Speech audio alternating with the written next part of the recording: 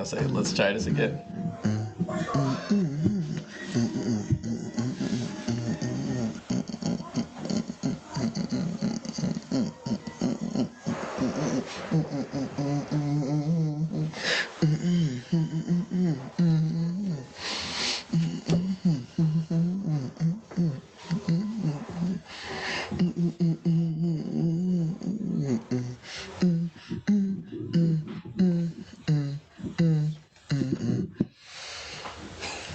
All right. But you really just faded out from that one. I was like, okay, I guess it was just done. Gone for a minute, but we back again. We back for part 2 of episode 75. I'm going to make the real quick intro. Like, as you know, your boy, the Big Nasty, my man's co-host, Uncle Raisin over here. You know what I'm saying? We got a lot of movies in the popcorn poppy section. So we about to get through this. Oh, Jesus, I feel like we got we got upwards of 10 movies in here. So like, or we got just about 10 movies. Close. 6, 7, 8, 9, 10, like 10. Yeah. All right. What do you think? Like, I know we did 5 minutes for the TV shows. Do you think we need like 10 minutes for the movies? No, I think we can still do 5. Because I mean, 2 of those movies on there is Creed and John Wick, and I feel like we need some time for those 2. How about this? How about I get through some of this honorable mention stuff? You think you could clean it up quick? Yes. All right. I've been on the money this week. All right? Go for it. All right. So listen. First things first. 2 of them are stand-up comedies. All right. So the first one is the Chris Rock joint. Why are we talking about this in Popcorn Poppy then? Because I don't know where it goes. Okay, fair enough. Yeah. So I enjoyed the Chris Rock stand-up. Okay. Even though you said he wasn't funny 1,000,001 times. Which is me saying a lot because I enjoyed this and I liked his bit he did about Will Smith. Okay. Right? That's the way he ended the show, but I think it takes a lot of confidence bouncing back from that. Very opportunistic to make sure that he got paid off of this. Got to. But it was not unentertaining. I did enjoy it. It's not like something I would watch again, but it was enjoyable to watch. Okay. All right. What was not enjoyable to watch was Monique's stand-up. Both of these are Netflix specials, right? Yes. Okay. I don't. That joint was cringeworthy, to be honest with you, man. I think it was like. So you know when comedians do bits, yeah, and like they do some comedy and then they do a bit, then they do the callback on the bit. Like I think like she was up there for like an hour and a half, and all of it was just 3 bits. Okay. Yeah, and like the last one was more of like a coming into her own type, still funny, but like her saying something that people didn't expect her to say. So she basically came out of the closet on her comedy show, and it was I thought she was married. She is, but it was just like, I don't know. You have to watch it. You probably go to like the last 30 minutes and get the gist of it all. I mean, I feel like you could just tell me the gist. She was just basically saying she likes women and she has struggled with being that person because of her expectations of her grandmother and the way her grandmother treated her aunt because she was out of the closet, that she struggled with telling her husband. And then the big joke was like when her husband was like, well, I like women too. Go ahead and invite somebody over. So it was just like, I don't know. It's just you don't like men? Me too. What a kawiki dink. Right. Right. So it was just like, I'm not saying that like her story was supposed to be entertaining for me, and that's why I didn't enjoy it. But it was just like, it wasn't a lot of comedy in there. And it's just not funny. I mean, I've seen her be funny before, though. Yeah. You know what I mean? But it's just like, I don't know. It didn't land for me. It didn't land for me. It may be different from other people because they're Monique fans. I don't have any problems with Monique. Like, those still exist?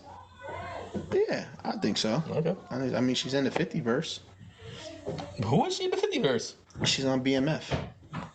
Forgot all about that show. There's so many nonsense power shows that I forgot. Yeah, I mean, and a lot of people out here worried about their mama being on Freaknik. So there you go. All right, so we got those 2 out of the way. Some quick honorable mentions that if you got some time to pass by or you're looking for something to watch on TV, I have an action thriller. I have an emotional drama, and then I have a rom-com. Look at your boy coming through. All right. So the first one. Who are you watching movies all of a sudden? Yo, listen. Look at me. All right. So the first one is Luther. So the TV My boy show. John Luther. There you go. Idris Elba. Yep. So he has like a movie on Netflix now based on the character Luther. Did you watch the show? Yeah, I watched the show. Okay. Yeah, I like the Luther show. This movie has very little to do with the show. It's kind of like almost as if they took a Luther episode and took a case and stretched it longer than what it was. Oh, so it's just like a new adventure starring Luther. Right. But it was entertaining. Okay. It's basically an Idris movie based on the Luther character, and it's good. It's not like must watch TV. It doesn't ruin the TV show if you decide not to watch it. How long was the movie? Because I know the show hour and a half, hour 40. Because like that's how it goes as long as the episodes work. Because I remember like because it's a BBC show, right, that the seasons would only be like 4 episodes, but the episodes would be like an hour and a half long. Right. And I could be wrong about the time, but it didn't feel like a long watch, and it was entertaining. So if you got something you're trying to kick up, watch something with somebody, Luther's a good one. Where's it on the rating scale? I watch it on TV. But that's because I like Luther. Okay. You know what I mean? So I didn't have a problem watching it on TV. The next one is Bruiser.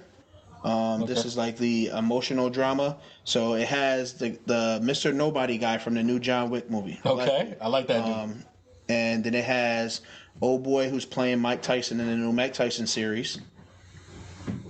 The dude from Moonlight? Moonstar? Yeah, Moonlight. Yeah. Trevante Rhodes. There you go. That was my choice to recast T'Challa. That was my choice. Okay. And then you have Black Panther. The young kid who will be in a new Disney TV show called Crossover that has the guy who played Antoine Fisher, who played Booby Miles. Derek Luke. Yes. Save the Last Dance. There you go. So he's like the coach / dad in that show. It's going to be a show on called Crossover on Disney, but the young boy from that show plays the son in this movie. So the premise of the movie is Mr. Nobody and his wife is raising this kid. I think his name is Demetrius or Demarius, but either way they're raising him because the other guy was like a friend of theirs, and it's his son. But once he found out that his baby mom was pregnant, like he was a wild boy. Him and the other dude were both wild dudes. He ends up leaving and just never coming back. Kid's like 14, 15 years old now. The friend, Mr. Nobody, ends up with the baby mom and they get married and they raise the boy, and then he comes back wanting to be a father. So now there's all this conflict between like who's he going to be hanging out with. The boy's becoming more defiant to the man who has been raising him as a father but still trying to have a relationship with his actual father. The two fathers are at odds with each other because of the behaviors they're seeing from the son. So it's a very strong story and I enjoyed it a lot. Okay. And that's on Hulu. Yes, that's on Hulu. And last but not least, we have the rom-com called Rye Lane. So Rye is in rye bread, and Lane as in like bowling lane. So it's Rye Lane. I think it's like a comedy rom-com. It's like a feel-good story. But basically, there's this guy who got dumped by his girlfriend for his best friend. Okay. And the movie, he meets this random girl somewhere like at an art show, and he's explaining to her that like he's about to go have this dinner with his ex and his best friend for closure of the relationship that they didn't have in their new relationship. So for them, it's not awkward. And the girl that he met just got out of a tough relationship, so they're kind of like bouncing their feelings off of each other. And you know, it's a rom-com, so you could kind of tell where it goes from there. But they had these little subtle little calamity stories and stuff throughout the movie, and I think it's pretty hilarious. I enjoyed it. Oh, so it is a comedy. Yeah, rom-com. That's where the comp comes from. Yeah, rom-com, romantic comedy, right? Yeah. You know, I never knew that's what it meant. Really? Until somebody told me, I was like, yeah, it's a rom-com. I thought that meant like a Sundance classic or something. They was like, oh, you watch romantic comedies? I was like, rom-com. Makes a lot of sense. Makes a lot of sense. I remember like I was talking to this girl at one time, and she was like, "You watch a lot of chick flicks." And I was like, first of all, I watch good movies, so like, shut up. You suck a lot of this. Yo, I didn't even say it on mic. No, these joints pick up a lot. See, you heard that? Is there any more that you want to say about Rye Lane? No. That was a quick little run through. Look, I got through 1, 2, 3, 4, 5 joints right there. That was 5? Yes. 2 comedy shows, 3 movies. Damn. So what do we got left? You want to start? We could go from top to bottom. You want to start with Operation Fortune? Yes, because that's not one. That's one that you did not see. I did not see. Okay. So, should I start a timer or? Yeah. All right. We'll be doing 5 or 10. 5. I like this 5 minutes. I want to see. I want to see how you are under the clock with these movies. You can do it the TV show. Listen. So, Operation Fortune is essentially it's a Jason Statham movie. Okay. And it is Jason Statham. It's like his James Bond audition. He plays a spy named Fortune. He needs to get. There's an arms deal that's going on, and they can't figure out what it is that they are trying to sell or what they are buying, but they know that it's a big deal. It's an action movie? It's an action movie. Okay. It's actually, I think it's right up your alley, too. Okay. So it stars Aubrey Plaza. I have no clue who that is. I'm trying to get there. My bad. I was going to say, she's the girl she was in Parks and Rec. She was in White Lotus. You probably know her. She was in Dirty Grandpa. She winds up having sex with Robert De Niro in that movie. She's a real skinny girl. She's got big eyes. All these things, but none of it's like. In Parks and Recreation, she plays April. She dates Chris Pratt's character in the show. Oh yes. Okay. There's a black character in the movie. That's. Go ahead. That's like Lionel Richie's daughter or something, right? No, you're confusing them. Okay, go ahead. You're thinking of Quincy Jones's daughter. Who's Rashida Jones. Rashida Jones. Who's like. She plays Ann Perkins on Parks and Recreation, who's the best friend. But like April Ludgate is what you. Oh yeah. Okay, yes. I know who you're talking about now. All right, go ahead. Yes. Because I was like, she's the one. Because she did date Chris Pratt at first. Yeah, yes. She has a very raunchy mouth. Yes. That's what she's known for. Very dry comedy. Yes. There is a black guy that's also on the team. I don't know him from anything, but he's pretty much there to be the cool black guy. And it's like he actually does do it very well. It's like he is the same type of spy that Jason Statham is, but he's like a level below. Okay. Type of deal. Like he doesn't have the notoriety that Jason Statham has. Okay. But like they assemble this crew to try to get this thing done. They find out that the guy who's dealing the arms is Hugh Grant. Okay. You know who Hugh Grant is? That's Wolverine, right? No, that's Hugh Jackman. Hugh Grant was from like all the rom-coms back in the day. He's the British guy. He was in Bridget Jones' Diary. I'll look it up. Keep going. Man. You're killing me right now. Like, come on. I was like, you don't know Hugh Grant. But Hugh Grant is like this very like eccentric billionaire. He winds up being a very big. Oh yeah, I know who Hugh Grant is. Yeah, he's a very, very big fan of this specific actor who's played by Josh Hartnett. Okay. You remember Josh Hartnett? No. God, like this is all right. I feel like I'm wasting all my time just explaining who people are. We'll give you an extra minute. Go ahead. So Josh Hartnett's character is an actor. So like Jason Statham and his people come to him and they're like, "Listen, we need you to help serve your country. We need you to get us onto this yacht that Hugh Grant is on." And it's like all we need to do is we just need to be in the same room as this guy, so that way we can hack his phone, do all that other stuff or whatever. Okay. They get there. Hugh Grant sees him, is like the biggest fanboy about him. He convinces him. He's like, "Yo, what you need to do is you should do a movie and base it off of me. So you should just be like my understudy." So then it's like just them hanging around, both of these guys trying to get all the stuff or whatever. But like a bunch of stuff ensues. And Jason Statham, like, yo, he don't miss with these movies, bro. Like, he's just exactly what you want out of a Jason Statham movie is like you're gonna get in this movie. Like every movie I watch, I'm expecting the transporter. And that's exactly who he is. He's the transporter in a suit. Yeah. That's all he is, like, in this movie. And it's like, I think that he crushed it. I was very surprised. Like, after we watched it, I was like, why was there not a lot of trailers or anything for this movie? I feel like they put nothing behind it. Like all his movies are like that. They are. And it's like, this, I thought it was really good. Dope, and it didn't get a lot of headway was The Mechanic. Yes. I think this movie compares very, very favorably to, you remember The Gray Man that came out last year? Mm-hmm. And like, if you like The Gray Man, this is just like that. The Gray Man was dope. It's just like that. Okay. I thought it was really good. I thought everybody acted really well. This is in the theater? It was in the theater. I think it's on streaming services now. If you want to give me a minute, I can figure out. Go ahead, do your thing. I got you. But I'm trying to think of where it goes on the nasty scale. I think it is a perfect matinee movie. I think if you like, it's not worth the full price, but like it's better than a $5 Tuesday movie. I think it's a matinee movie. I think you're gonna get your money's worth out of it exactly. It's on Amazon Prime. Not you Amazon gotta pay Prime for it, but it's on there. $20. $20. God damn. That's what it said. I mean, maybe that's without a subscription. Says like where to watch or something like that. I'll check. Look, watch me. Yeah, Amazon Prime. Damn. All right, $20. I don't know if it's worth $20 I on feel like Amazon this is Prime. going to be a franchise though because it has a title to the title. Yes. So it's like, you know how like when they have the James Bond movies? It's like Roos did something, right? Yeah. What is it called? Roos de Guerre? Yeah, it's crazy. They say it like once or twice, but like his character's name is like Danny because Fortune. they say titles in movies, right? Yes. Okay. What do you know? Look at that. That was nice. I'm impressed. All right, you ready for your next one? Go ahead. All right, next you got Shazam 2. All right. You only need 3 minutes? I might. Yo, he said all right. It's, Shazam 2, Shazam Fury of the Gods.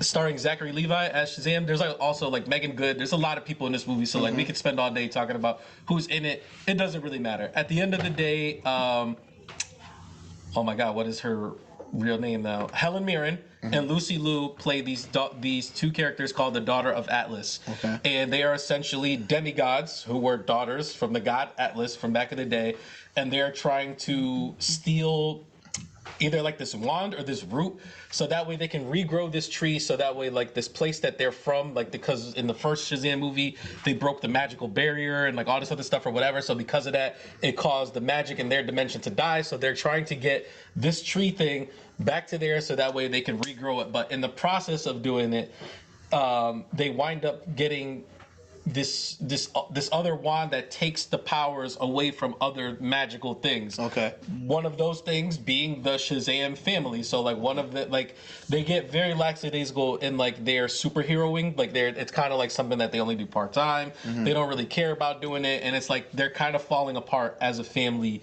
because of it. And like on that Great Sandman. Yeah, kind of. That's pretty much like what's happening. And the problem with Shazam is like they're in the house that they live in. They're all foster kids or like stuff like that. And like he is now getting ready to turn 18. So his whole thing is like, now I'm going to turn 18. This family that I finally got to become my family, they are going to aging out. Yeah, I'm going to age out. They're going to kick me out. So like he really wants to keep the family doing the Shazam stuff, so that way they still have a reason to hang out and like all this other stuff or whatever.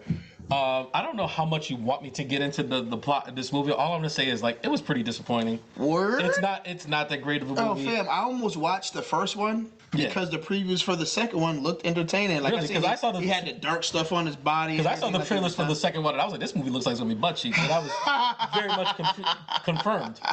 Really? Yeah, I like the first Shazam movie. I think it's on this second one is on the level of like a Black Adam, and I think Black Adam might be better. I've never watched that either. Yeah, there's like. So where's it on the nasty scale? Dang, that was a deep sigh. I don't think it's a $5 Tuesday movie. I think it's a stream it. I think you can wait till it hits whatever streaming services that it's come to and watch it at your own leisure. Dang. Like I know that DC right now, because they're rebooting like their whole cinematic universe as it is, they didn't give a shit about this movie. I think they're struggling too. Yeah, they're definitely struggling. I think they're struggling. Like, and I know that like these Shazam movies aren't in their plans anyways, but like one of the big things that came out of this is like, so there's a couple post-credit scenes that actually were probably the best parts of the movie, but one of them like kind of doesn't make any sense, and it's like the guys from Peacemaker show up and they offer him to like join the Justice Society and like all this other stuff or whatever. Apparently there was supposed to be actual Justice Society people, like the Hawkman and like all these other people were supposed to show up or whatever. The Rock literally told them they can't be in the movie. He said, you cannot put these other characters in this movie. And they didn't put them in the movie. So like it's become like this huge thing where they're just like, who does The Rock think he is? Like all he is Black Adam. He's telling people where they can and can't go and doing all this other shit, whatever. And it's like, I think it's The Rock, bro. Like, I don't know what you tell. Like, he literally told them, yo, this villain, and this villain is not going to be a villain in this movie. That would be like if they were like, yo, we're going to do a Dr. Doom movie, and I want to make sure he comes out as a good guy, or Magneto, or like anybody like that. And like, they just let him do that. That's crazy. It's wild. That's crazy. I think this movie is like, because that's the other thing too. Is like, I don't know who this movie's for. Like, I was like, is it like a kid's movie? I was like, I guess. Like, if I was a kid, I'd be like, oh, like they're flying around and they're doing stuff like that. But there's not even like good action scenes like built around it where you'd be like, oh, at least that was cool. Or like, because Shazam himself is a pretty powerful character, and it's like I feel like for the most part he doesn't get to do like a lot of that stuff. And this movie has things in it that would make a good movie. Like, you want cool shots, you want cool costumes, you want some jokes, you want some heart. It's like they have all those things, but it's so disjointed in the way that it's all put together. Like, there was a bunch of times, and I'm not this guy where I'm in the movie, I'm like, did anybody text me? And I'm doing stuff like that, and it's like I'm looking at my phone because I'm like, looking at his phone during the movie, it's a wrap. As I'm saying, it's like there was a lot of that going on in there. But then there was like times where I was like, I'm getting the feeling like behind the scene, like I get this, and then like something else happens like right after, and you're like, well, whatever feeling I had, like it's gone now because it's like they've already moved on to the next thing, just like we're about to move on to the next movie. All right, next you have. I'll give you another one. I mean, you got a couple more here I haven't seen. So we'll move on to Dungeons and Dragons. Okay. All right. Dungeons and Dragons is another ensemble movie, so there's a lot of people in it. I think the main people that are in it is Chris Pine, who plays Captain Kirk in the newer Star Trek movies. Michelle Rodriguez, who plays Letty in the Fast and Furious movies. Your homegirl's Letty in there. And then I think his name is Justice Smith, who was like the main character from the Get Down. The Puerto Rican kid with the Gap. Yeah. Word? He plays like an elf. It's a big deal. Hugh Grant is also in this movie as well. He plays another bad guy. Wow. I don't know why. Hugh Grant's been crushing it to me. Wow. So like, I've never played the Dungeons and Dragons games. I'm kind of familiar with like what they're supposed to be. Is it a board game or is it a video? It's a board game. Okay, I thought so. And like, you're supposed to be like on quests and like all these things or whatever. Rolling dice and all that stuff. Yeah. They completely took that element out of it. So like it is just like a story in that world. I think the world building is pretty great. Like, they don't spend a lot of time over explaining things. Like, they're just like, this is the way that things are. We can use magic spells and talk to dead people. There are some people here that are half human, half cat. And it's like, they don't never spend time on it. It's just like, these are the people that inhabit this world. So like, you're kind of just like, all right, I'm in it for the ride. One of the characters that's also in this movie. Did you ever watch Bridgerton? No. The Netflix show. So the Duke from Bridgerton, and it's like that's kind of like he was in the Gray Man. He was like the black British dude in Gray Man. He's like on the phone and like. Oh yeah. Okay. He steals a scene in this movie where it's like he plays like this character who's almost like a perfect knight type of dude, and it's just like the main character like can't stand him because of like how perfect that he is, and it's just like. I don't know, like every scene that he's in, I was like smiling, like I was cheesing. He was really killing it, and like he was the only reason that I watched Bridgerton. And when I found out he wasn't coming back, I didn't watch season 2. But so they're on this quest. Chris Pine's character, him and Michelle Rodriguez are like best friends for a long period of time. They've been locked up because they're thieves, and they had got caught stealing something that was a very valuable item, but they actually wound up stealing it for the wrong person. The person that they stole it for ended up being like a villain, and they framed them for this crime, and they took his daughter and all this other stuff. So like the whole thing is him and Michelle Rodriguez find a way to get out of prison, and they need to go get their daughter back. And something is stopping them from doing it. But then like in the midst of this, they wind up finding this whole like magical, I'm trying to think of like the best way to put it, just like a coup is getting ready to happen. So like now they have to take the time to like be like, listen, like, are we gonna cut and run because like this is what we've done all our lives with these, or like are we really better people now, and are we gonna step up and like stop this thing that we have the ability to stop? Okay. And I thought the movie was pretty fun. I actually did enjoy it. If there is a second one, I'd be down to watch the second one.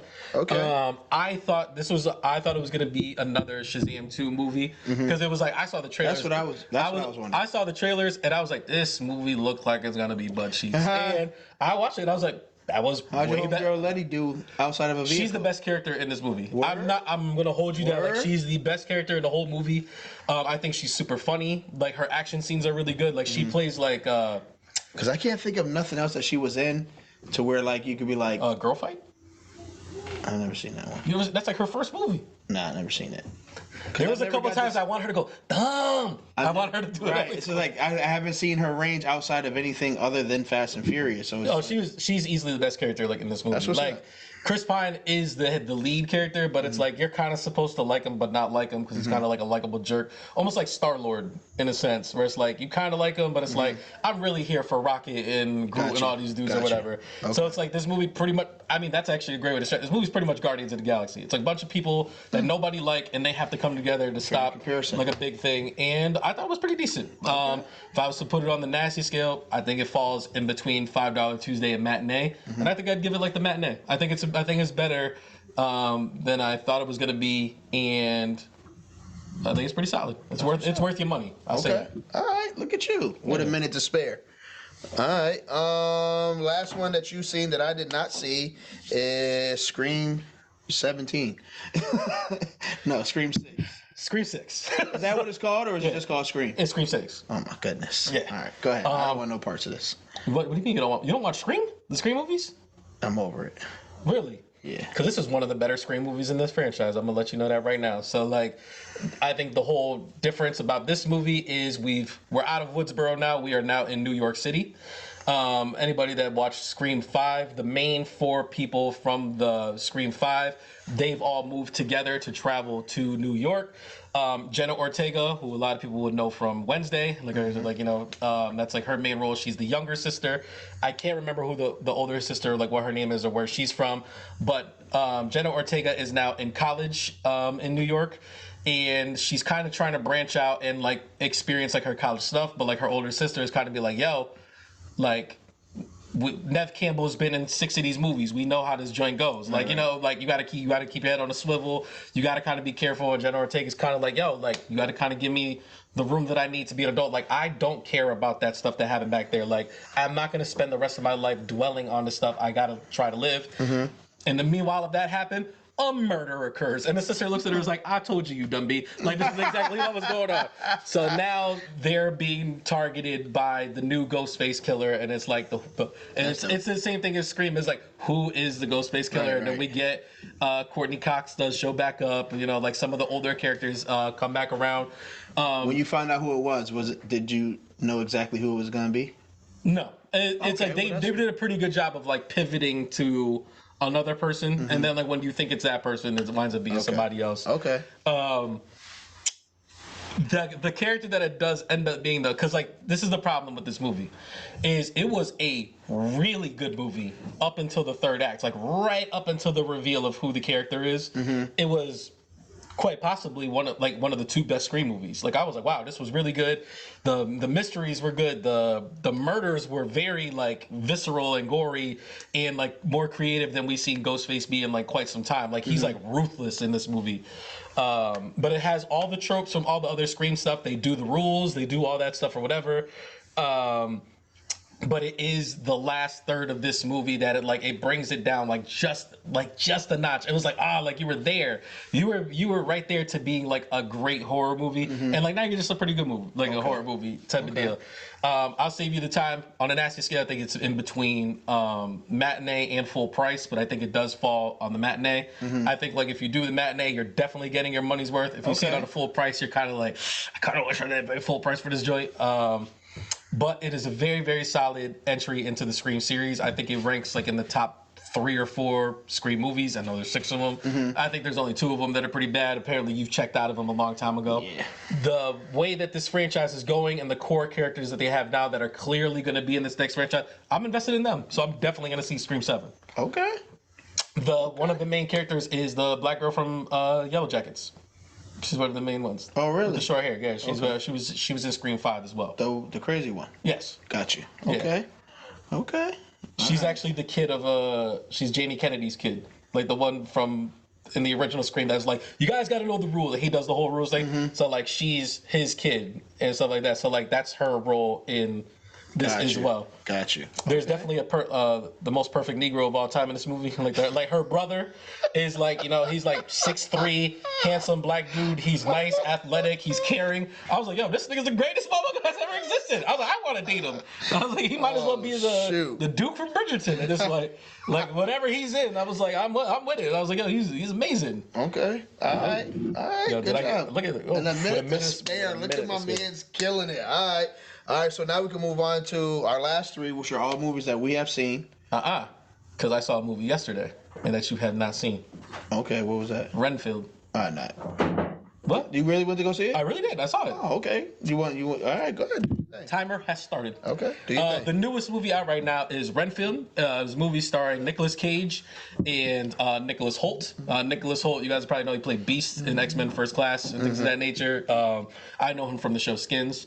And then Nicolas Cage, come on now, like what are we talking about? It's Nicolas goddamn Cage. And the basic premise of this movie is Nicholas Hoult is a servant to Nicolas Cage's Dracula. Nicolas Cage is Dracula, and Nicholas Hoult has been his like familiar for all these years, and they're in the present day. Dracula's kind of jacked up, and like he needs more people to feed on, so that way he can get back to his full strength. But Nicholas Holt's character is kind of like at his wit's end of this journey. Like he wants to be a better person, and he's trying to figure out how to break up from this relationship with Dracula. And that's like how this movie is played. Like it's almost played like a dramedy, where it's just like, you know, he's seen in like these AA meetings, like trying to figure out codependency and things of that nature. And it sounds like your boss is a narcissist. And he's like, it is. How do you break from a narcissist? And it's like, it's a breakup movie, like essentially of him trying to figure that out. Okay. And he winds up. Sounds like Vampire in Brooklyn. Kind of, yeah. It is a comedy, so it's a lot of funny stuff in it. Awkwafina, you know who Awkwafina is? Asian actress. She was in Crazy Rich Asian. She was in Shang-Chi. She was like his best friend. Mm-hmm. She was in Jumanji. I feel like you're looking at me like you don't know who it is. She was in the second Jumanji movie. You're like, Jumanji, doesn't do anything for you? Mm-mm. She plays so they're in New Orleans. She plays like a cop, and she has like a very big vendetta against this crime boss that's in there. Mm-hmm. And Nicholas Hoult winds up stumbling upon like her almost getting assassinated by this guy. Okay. And she's trying to help him then break out of this relationship. This movie was super fun. I thought, I thoroughly enjoyed it. I thought it was really funny. A lot of the gory scenes that they went above and beyond. It kind of reminds me of like how ridiculous like Face Off is. And it's like, it's funny that it's a Nicolas Cage movie, because it's like, you know, they're vampires, so like they're a little bit stronger than regular humans, so they're doing like fist fights, and it's like, you know how like we would go and like, you know, you grab somebody and you toss them over your shoulder, but he's like ripping that arm fully out the socket because he's too strong and stuff like that. Nicolas Cage is insane as Dracula. I thought he was super funny. He's very charismatic. He very much Nick Cage's the shit out of this movie. Where it's just like, he's like, he's like, is that what you want, Renfield? Like, he said that like a lot. Like, and it's just like, yeah, like, you know that like he's just being the most Nick Cage that he possibly can be. And it's just like, I was all in. I'm gonna give y'all a bunch of stuff to talk about on Saturday Night Live. Exactly. Yes. And I was super in on it. I thoroughly enjoyed this movie. I just think it just misses being a full price movie. And I do think it's a perfect matinee movie.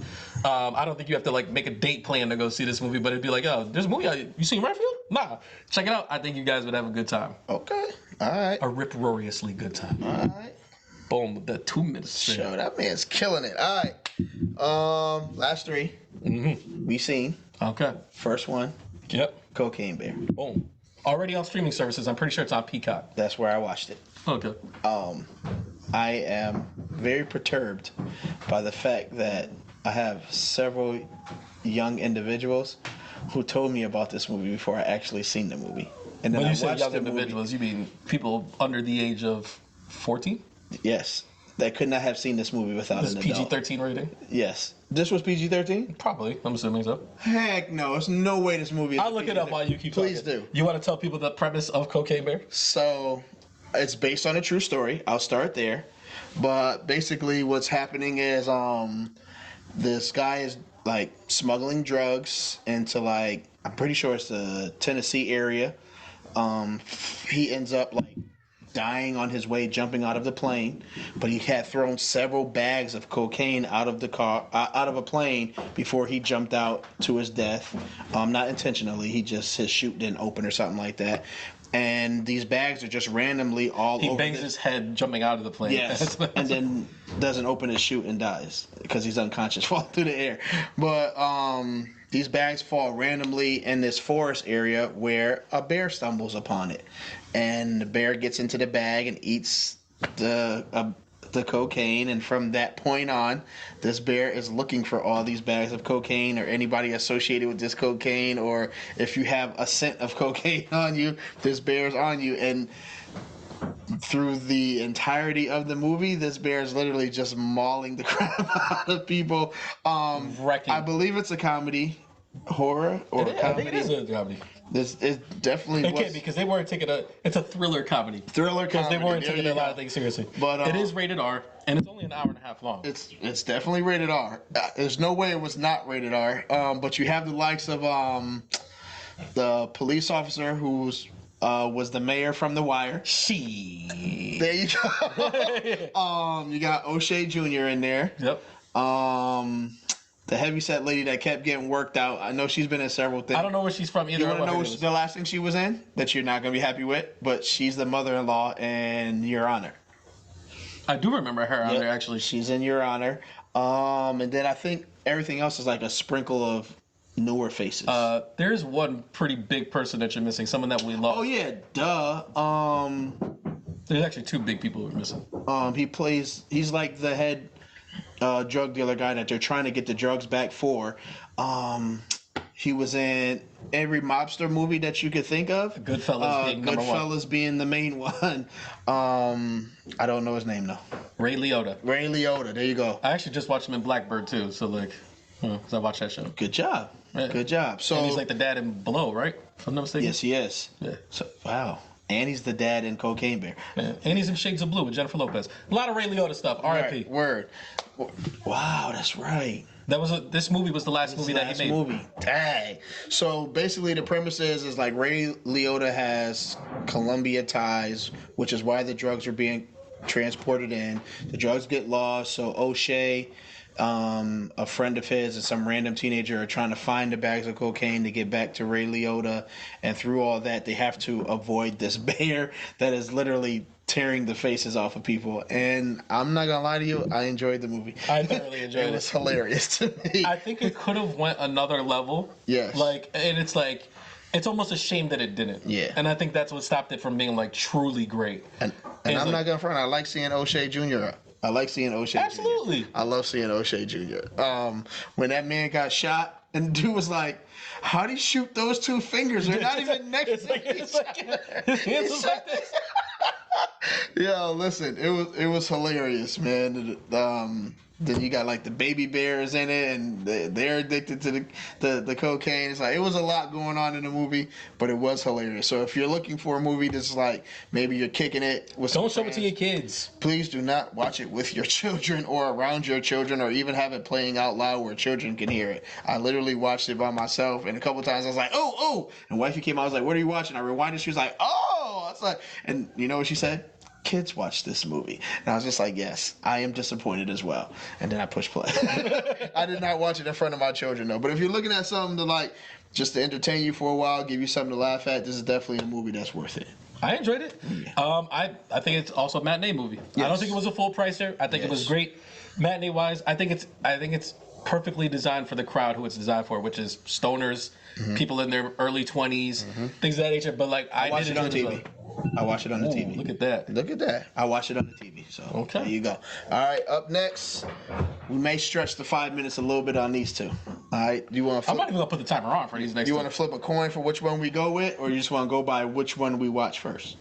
Go by the one that we watch first, because one of them is more recent than the other. All right. So the first thing we're going with is Creed 3. Or as I would say, is Black Rocky. Or the start of the Kang Dynasty. Yes. I love the Black Rocky franchise. Before we get into the movie, I love where it could potentially be going, which is eventually Michael B. Jordan's character becomes the dad that retires and becomes a coach with old boy from The Wire, or Paid in Full, and they coach his daughter Above the Rim. Like any hood movie ever. There you go. And Wood Harris, who deserves all his flowers because he kills every role that he's ever in. Yes, he does. And I think they're eventually going to become the coach for his daughter that becomes the black female Rocky. You know how many spin-offs we're getting from this, right? No. Drago's getting his own. I don't know if he's getting a movie or a TV show, but he's getting something. Okay. So Drago Jr. is getting his own thing. That would be dope. Love to see him in this movie, by the way. That would and be dope. Pretty Ricky's getting his own thing as well. The guy he fought in the first movie, and he winds up fighting in this movie. That's what's up. He's getting his own thing too. I don't know, and I don't know if either of them are either movies or series, but I know they're supposed to be getting their own spin-offs aside from whatever the Creed franchise becomes. So like we're branching out. Right. So this is Michael B. Jordan's directorial debut. Indeed. People have been very critical of the movie. I will call those people haters and call this movie cinematic genius. I thought it was fantastic. I enjoyed it from beginning to end.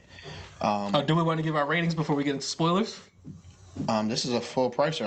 I'll say it for him. It's a full pricer. I would see it. I've seen it. Not only is it a full pricer, it was my first must-watch movie of the year. And I've seen it twice. Did you really? Yes. Okay, so you're gonna kill doing this plot then. I can't wait. I'm not playing. But yeah, I think you saw it twice in the theaters. No. All right. No. Whoa! We were missing a movie, bro. What? What movie? Super Mario. We both watched that too, didn't we? Oh yeah. Well, let's. We'll do it after Creed. All right. But I was just like, I feel like we're missing something. So.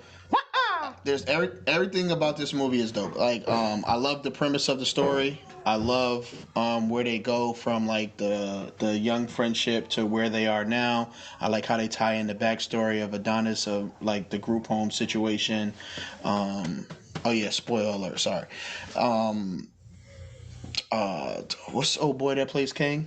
Jonathan Majors. Jonathan Majors completely kills his role. He's the best character in the whole movie. He bodies. I wanted him to kill Michael B. Jordan so bad. I love the fact that they didn't go traditional with the boxing match, and like they threw some more animation in there. As Michael B. Jordan says, he's a big anime fan, and so a lot of that was credited to the way he choreographed that fight. I think the intense scenes of them looking at each other as enemies and opponents, but then looking at each other as young kids who were friends. I thought all that was dope. I even love freaking Jonathan Majors intro music. Like both Nipsey song that he picked was like fam. Last time that I checked, fam. Like I was the one doing this, and you're living my life, fam. Like I enjoyed this movie thoroughly, man. I think there's a lot of dopeness of like unaddressed trauma again, and making sure that like they're sending that message that like as black men we cannot just say I'm good and push stuff to a side. At some point you need to talk to people about stuff. So the whole family setting of like being healthy within relationships and like addressing things and not just letting them grow into something bigger than what they are. Like I thought it was a dope movie, man. It's like if you didn't enjoy it, then you're missing a lot of underlining tones in there. Like I said, I thoroughly enjoyed it like as well. I do feel like this was the Jonathan Majors movie because I feel like every scene that he was in, like he was. I remember watching the trailers. I was like, man, not only is Jonathan Majors about to beat his ass in his boxing ring, I already know he's about to beat his ass in his acting ring too. Because Jonathan Majors is leaps and bounds a better actor than Michael B. Jordan is, and like I fully believe that he just got out of lockup. Like as well, like the way that he's moving, yes, like the way that he does stuff, walking like he was just like he was walking like when he had the socks and what you call, he's in the hotel room. Like I was like, yeah, this man, he's in the struggle. Yes, he's in the struggle. That meant they had a meme of him walking in. He was like, when you walk into work around a bunch of people that you know don't like you, there's like supervisor over here, like the person that doesn't like you on shift, the one good friend you got at work. And he looked at the daughter, was like the supervisor that wants to write you up. Got in the ring, he was like the hater that told on you. I was like, oh yeah. I think if there is something to look down on this movie, it's like it's. At the same time, it's a Rocky movie, but it's like it's a bit unrealistic, like the way a lot of things go down, especially like the idea of him getting the title shot so fast. Like you're not even a pro yet. Like right. You know what I'm saying? It's like you still have to do amateur fights to even become a pro. Right. Like it just wouldn't happen the way that it happened. But it's like once you take yourself out of all that, it's like it is like just a collection of some pretty good scenes.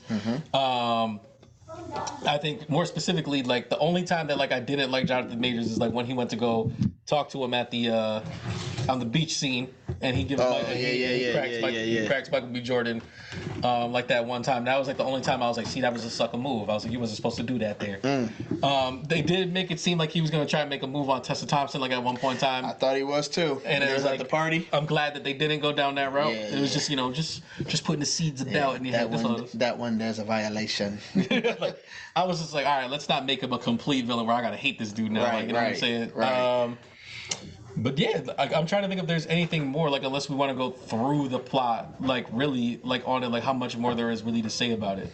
No, like I said, I enjoyed the movie. I like what's Let me see if going it's on. on, what it's going to be streaming on, if we can find that out. And again, you have the iconic death in each movie or the loss. Mm-hmm. You know, we lost Felicia Rashad. R.I.P. to the gods. But It's on that voodoo, baby. is it? But yeah, I enjoyed it. I think it's a must see. And like I said, I think it's so many openings for where the franchise can go. It could still be another Michael B. Jordan fighting movie, but I feel like the way they started it and where he's at, then like what's gonna happen next is I think the torch is gonna be passed to his daughter. Okay. So we'll see where it goes. We'll see where it goes. All right. So next we got Mario. Trash. Boom, boom, boom, boom, boom, boom. Trash. Let's get into it. Trash. No, I'm just kidding. I enjoyed it because my son enjoyed it. I took, it was Nia's birthday recently. You know what I mean? And he's been talking about the Mario movie for like 3 months. Yeah. So I went and grabbed him from school, and we went straight to the movies from school, and he loved it. We waited in the snack line and missed all of the previews, and was just like got so mad. I was like, "Hey, just grab one of them pizzas. Let's go inside." You pulled the big nasty special. You know what I mean? When it had a seat, and he enjoyed it. Like the movie was like, it was just okay for me, but his enjoyment in the movie made it just that much better. Because it was like stuff where I was just like, oh, that's funny, but he was like, oh, I was like, yeah. First of all, the music in this movie was absolutely fantastic. Yes. All the way around. Yeah, they did all right.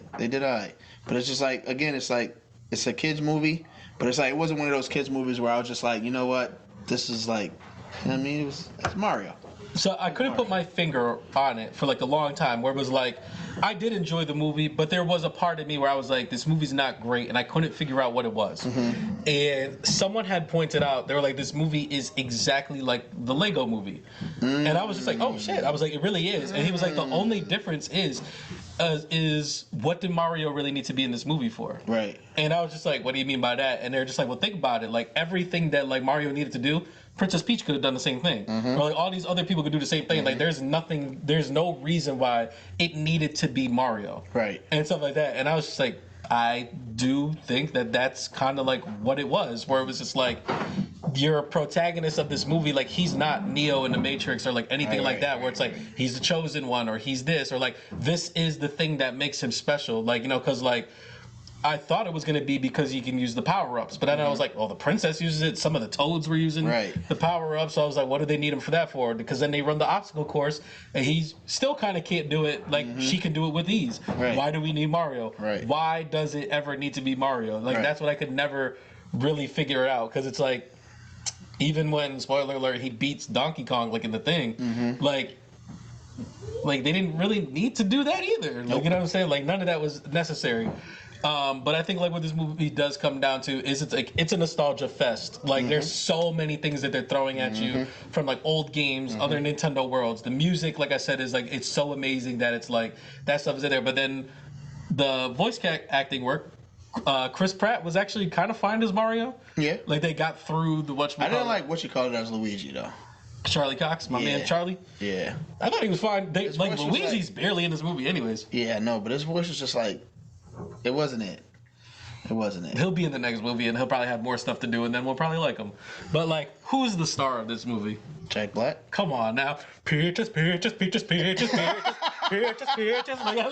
come on now. Jack Black's a vet. As soon as they put him in the movie, I was like, he's about to outshine everybody. Did you see the suit that he wore to the premiere? Yes. Oh no.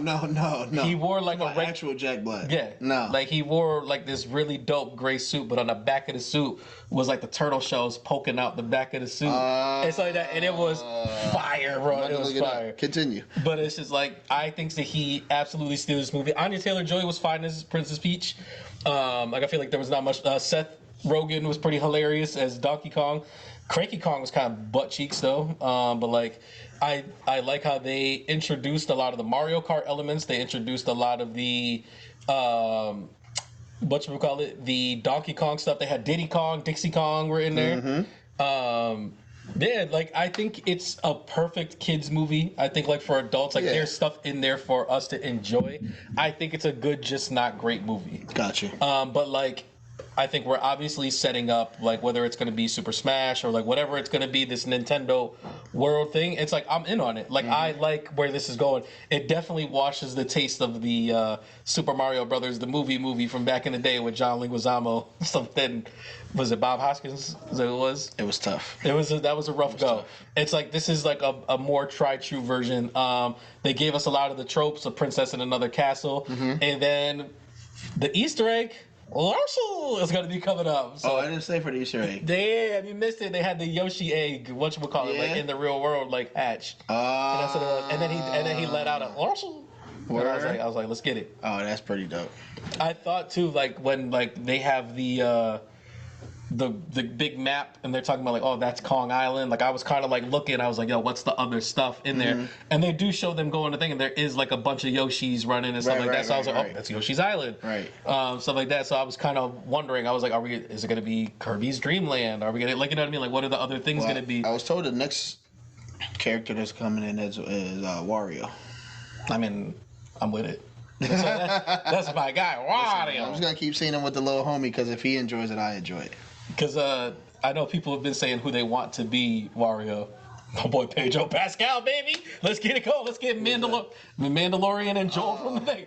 I was like, listen, if Pedro Pascal is in this and he's playing Wario, count me in. Look, I'll be there day one. Too much. Shut up and take my money. This is the way. Wait, did you give your rating on it? Nah, I didn't get. Oh, I mean, if I'm watching it on my phone. Okay. Like I said, it's uninteresting to me. It wasn't like super entertaining. Yeah. It was entertaining that it entertained my son, and that's what made it enjoyable for me. I think it's in the weird spot where it's in between full price and matinee, but I'm going to lead more towards full price. I don't think it's a must-see, but I think like you're getting your money's worth watching it. Like you're kind of getting what you want from it. But I do think that the story could have been a lot more solid because it did seem like there was a lot of threads that they were trying to go down. Like, you know, like him and Donkey Kong had like daddy issues, and then it was like the whole thing. I felt like it was supposed to be the bond between brothers, but I feel like they never really touched on it. Right. But when they get the star at the end and there's a boop boop boop boop boop boop, it was hard. It was hard. Right? They went in. Because like I thought that's the thing that they should have explored like a little bit more. It's like we're more powerful together, and it's like what do they do together that makes right. them. And Luigi's always on the back burner, fam. Like you need this man. Stop playing. But like yo, where the place where he landed versus where Mario landed, I was like, yo, this man got the short end of the stick, bro. This man is in hell right now. You know? It was like split. It was like, what did I do wrong? But that was dope because it like as soon as it happened, my son was like, he was like, oh, Luigi's Mansion. I was like, look who's paying attention. What you think of? He was naming all the characters and stuff. One of the low key people that don't get taught is the star Luma. He's like, we're all gonna die. Then when they did, he was like, "Aww." Yeah. My crowd was eating that up. Like they were just like dying laughing. Yeah, like, Nice, every time he said anything. Nice was loving it. Nice was loving it. But I think that the one that was killing me was the dog when they were working on that faucet, and the dog just wasn't banging with Luigi tearing up life for them. Tearing up life. Yeah, it was enjoyable. It was enjoyable. All right. Let's get to the coup de grace. Last but not least, we have John Wick 4. Such is life. Consequences. Yeah. So I saw this movie twice in the theaters. Yes. And I'm gonna let you know right now. Alerts. I'm gonna let you know right now. Say that right now. Spoiler alerts. I mean, how far? Why are you going to spoiler? What I'm about to say isn't spoilery. I am. Okay, so then yeah, I guess so. Yeah, I'm going R.I.P. twice in real life and in the movie, right? Damn. My man Lance Reddick. Yeah, man. Shout out the homie, man. Man, Lieutenant Daniels. Word. The Wire. The Wire. The Wire. Cedric Daniels. Yeah, man. But go ahead. Go where you was going. No, I was just getting ready to say is I felt like when we went to go see the movie, I wasn't super vocal in the theater.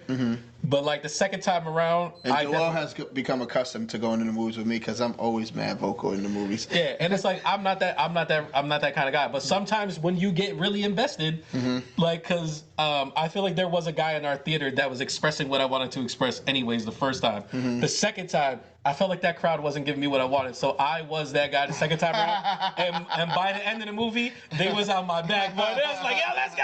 Like, but it was like, yo, how funny was it the first time we go to see it when they're like, what do you think, John? And I was like, yeah. Right, and as soon as I did it, he does it right after, and everybody around us is like dying. I was dying. It was hilarious, man. It was a good movie, man. I like the introduction of Mr. Nobody. Yep. It was kind of random when he got there, but then like he really livened up the movie and kept it official. You don't play Rainbow Six or never have really, right? Nah. Rainbow Six has like these things now, like instead of like, you know, when you pick your characters in the game, they're called operators. And it's like every operator is supposed to do something different. And I was like, this guy is dressed just like an operator would be in Rainbow Six. And it's like he's got the dog, like that's his thing. Listen, it's like he's got a dog. And that man pulled the backpack out. That joint was fire, bro. With the gun, I was like, oh my goodness. I would say this too. You know that's a real thing too, right? Yeah. Like they really have those. Yeah. I was like, yo, this is out of control. I would say this too. If there's one character that got all of the, like both times I went to the theaters, like popped, it was that dog. People love that dog, bro. Yeah. Like they were, anytime the dog did anything, they were, whoa, whoa. I was like, yeah, this dog is definitely the crowd favorite. Dog people. Yeah. Dog people. But yeah, I enjoyed it, man. Even the main enemy he's a straight cornball. But like his cornballness of the movie was Bill Skarsgård. It was needed. Yeah. It was needed, and it was just like he played that sucker role perfectly to where it's like like you the validation came in the movie where you're just like, all right, you got exactly what you needed to get and how you needed to get it. You know what I mean? So I thought it was pretty dope. And I found out that there's going to be a spinoff about the hotel. Yeah, he's got a TV show on Peacock. Yeah. The Concierge. It looks trash. I'm just telling you. It looks like Equalizer .0 or something. It's because it's set in like the 70s or something like that. But there's also supposed to be 2 spinoffs. Like, so there's also supposed to be a spinoff for, I don't know if you remember John Wick 3. Well, his Russian family, how like they have like those ballerinas and stuff like that. Like that's what it's supposed to be about. Like I think it's going to be called like the ballerinas. So it's like, it's kind of like Black Widow, the Red Room, like how they're female assassins. Like that's what they have, is they have the ballerinas, and it's like they're going to be getting their own thing. Got you. Okay. Do you want to try to give the plot of this movie, or? Yeah. So basically, you know, John Wick is like excommunicado. Yep. Like, so that means everybody's gunning for him. The price tag on his head just keeps going up. And he finds out that one of the ways for him to no longer be excommunicado is for him to challenge the person who put the price on his head to a duel. The Grand Marquis. Yes, but you can only do this if you're part of a family, which he has also been excommunicated from because he had his ticket ripped. He had his ticket ripped in the last John Wick. So he has to go and do a job, which brings in another excellent character, which is old boy from Ip Man. So Scott Adkins. Ip Man is actually in the movie, but then the guy who Ip Man fights in like the 4th one, I believe. Yeah, Scott Adkins. Yep. He's a very, very well known like action martial artist. Yes. So he's the white guy in every one of those movies. So John Wick has to go and pay him a visit in order to come back and get like his crest burned on his arm in order for him to get to this duel. So after all of that is said and done, he still has to get to the duel, and he spends the entire movie trying to get to the duel while every single assassin known to man is trying to kill this man, because I think it's like upwards of like 20 mil on his head top, and everybody's like, yo, listen, we got to off this man. So every time he finishes a fight, he got to get right back into a fight because everybody's trying to stop, because if he doesn't get there in time, then the honoring of the duel doesn't even happen because you didn't show up at the time that was agreed upon. And then he's like, I think you're on site at that point in time. Like, you're supposed to be killed on site if you don't make it. Right. And there's not even any fighting anymore. It's just like, this is what you got to accept. You know what I mean? So it's like, I like the way it came through. Of course, you know, it's a whole bunch of stuff that should not be happening. How many bullets are left in this gun? How thorough is this Kevlar suit that you're wearing? Why are you only covering your face? And why is nobody shooting the hand that's exposed? I just love the fact that like they're in their universe. They figured out like it's corny if people just get shot. So why don't we just give everybody Kevlar suits, right? And it's like it makes their fighting like so much cooler because then they are like trying to blast, and they're still just like, and it's like, you know, they can't do whatever. I enjoyed it. I thoroughly enjoyed the movie. I could go talk about this movie forever. So the ending was very poetic. All right. Spoil alerts. If you haven't seen the movie, stop here, because John Wick dies, and that is the ultimate thing. But like the way they do it, it was like, again, very validating. But like he dies on the church steps. Like he takes his last few steps, takes a sit down. Like it's almost like that moment where like you've been running all day long and you finally get to sit down and take a breath and be like, all right, I don't got nothing else to do. And then he's just gone right there on the church steps, which I don't think he is. But if I told you 2 years from now, we're sitting in a movie theater and a trailer comes up and they're like, yo, this mission's too big. Like, we can't do this by ourselves. Like, you would need like a one-man army. And they're like, I know just the guy. Omo guai means out. We need to resurrect zombie John Wick. And that's what we were getting. Would you not watch that movie? No. Take my money, boy. No. I'm watching. Yeah. No. What happens? Jaw missing. You gotta feel the consequence. Somebody shoots him and the bullet goes through his empty jaw. And then he catches his jaw and puts it back on, or he bites it. No. I'm in there. No. Give me the zombie Wick universe. I'm with it. But yeah, like that whole ending scene where like he gets to kill the hater, and then he helps his homie get away from his daughter.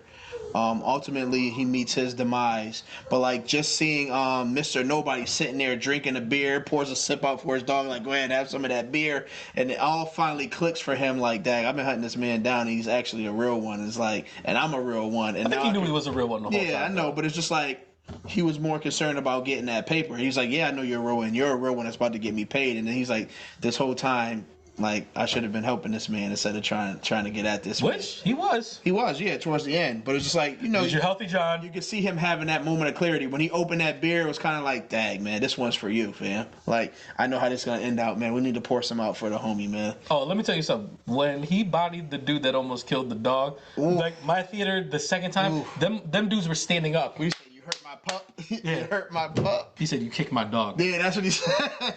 Pow! Yeah, when that man John Wick saved the dog too, he's like, I'm not about to let another dog die. That man was like, this man just saved my poop. The thing is, the second time, I already know what's coming, and I still was like, because he looked at me, he said, he said, never that. Right. You know what I mean? Right. But yeah, man. So I feel like this movie can be broken down into 3 parts. Okay. Right. Like you have what I've dubbed the assault on Osaka. Okay.